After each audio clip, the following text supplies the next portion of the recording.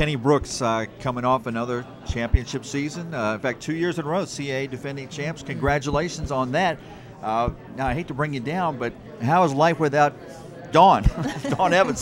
That's a pretty tough act to follow, the leading all-time scorer in CAA history. You did have me happy there for a while. You mentioned that. I definitely do miss her. There's a lot of times where, we can run certain plays to do certain things a certain way with her at the helm, and she's not there. But very excited for Tariq Hislop to be able to slide over to the point guard position, where she's going to handle the duties of the point guard for me, which is, some people say, is very hard because that's the position that I played, and I'm really hard on the point guard.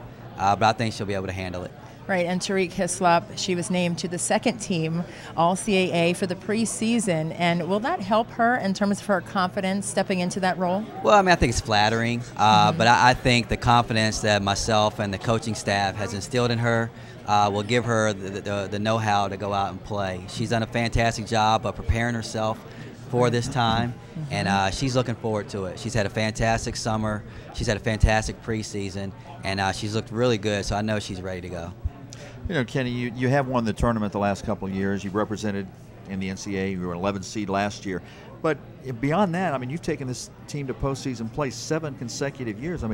That's quite an accomplishment. It is, especially with this league and the parity in this league. There's so many good basketball teams, and when you can be consistent and go to the postseason play that many years in a row, it means that you've had a lot of good players, a lot of good coaches who have worked extremely hard and come together to achieve our goals. And nothing's changed. We still have the same expectations. We've lost a lot, which I think a lot of people will try to focus on, but we're really looking forward to looking at what we do have right now, and we're very, very excited. Right, and even with losing a lot, you've still been chosen third in the preseason polls in the CAA. Was that a surprise for you? Me and my staff, we talked about it, contemplated it, even had a little friendly wager over lunch about where we would be picked.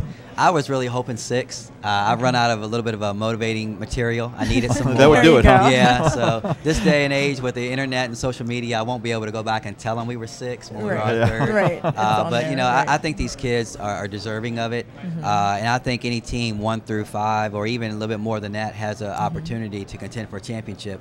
So I think that if we come together as a team, have good chemistry, we'll be there in the thick of things just like everybody else. That's right. You talked about Tariq sliding over and stepping up at the point guard spot, but who are some of the other individuals the Dukes are going to have to count on this year? I could go on and on and on, just because so many people are stepping into new roles. We have some very talented players. Nikki Newman filled a fantastic role for us last year as our defensive stopper. She'll still be there again, but she's going to step into a different role where she's going to look to score more. Really worked on a shot this summer, and looking forward to her stepping up. You can look at Lauren Whitehurst, who played a limited role for us last year and played it well, averaged 6 points, 6 rebounds. Now with no Jimenez inside, she's going to be the focal point, so she's going to have to step up. We have a newcomer in Jasmine Gill, who transferred from Boston College, who I think is honorable mention, all conference. And I think that she has athletic ability that's out of this world. She's right behind Dawn and Tamara Young, who I had a couple years ago. Yeah, sure. And the only thing she doesn't have is really that mindset, and once she gets that, I think you can put her in the same category as those two. And then one kid who I think is a sleeper for us, a lot of people don't know about, is a kid named Kirby Burkholder, who played for us last year, sat back behind Courtney Hamner, watched her every move, watched Dawn Evans, worked her butt off all summer, and is going to come out and has done a fantastic job in shooting the ball, and is going to be our designated shooter this year. What is going to be the major factor for chemistry of your ball club this season? Repetition. Just getting the reps. And in case in point, the first 3 days of practice, they were awful. I pulled my hair out, lost. There's your motivating point right there. there. It is. You were looking for. Right. So sometimes I even said that we hit a valley. We did. But the kids are starting to learn their new roles, starting to play well together. Have stepped up in the last 3 or 4 days in practice. Have been fantastic.